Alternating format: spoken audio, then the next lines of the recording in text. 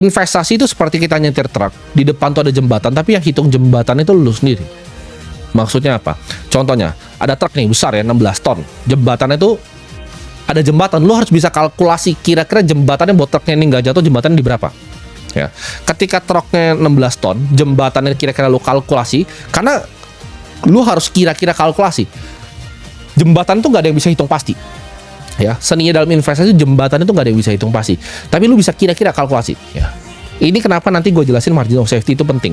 Ketika truknya 16 ton, jembatannya itu 100 ton, lu kalkulasi oke kan 100 ton nih, lu bisa salah itu nggak? Bisa jadi itu maksimal 50 ton. Tapi ketika truknya itu cuma 16 ton lewat, lu hitung 100 tapi ternyata 50, truknya itu nggak ambles.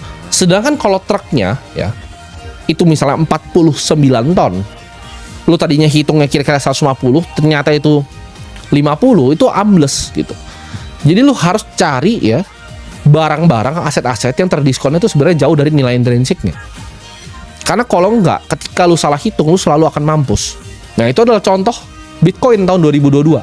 Ketika orang nih ya, orang yang pakai lihat aset itu bukan nilai intrinsik, tapi dia lihat pakai gambar-gambar, garis-garis yang Warren Buffett itu bilang cara-cara bodoh, Charlie Munger juga bilang itu cara-cara bodoh.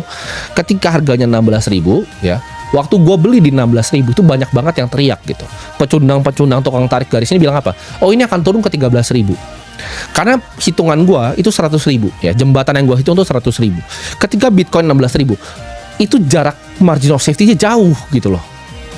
Mau ternyata gue salah itu cuma 40.000 pun gue masih aman, masih bisa ngedouble asetnya.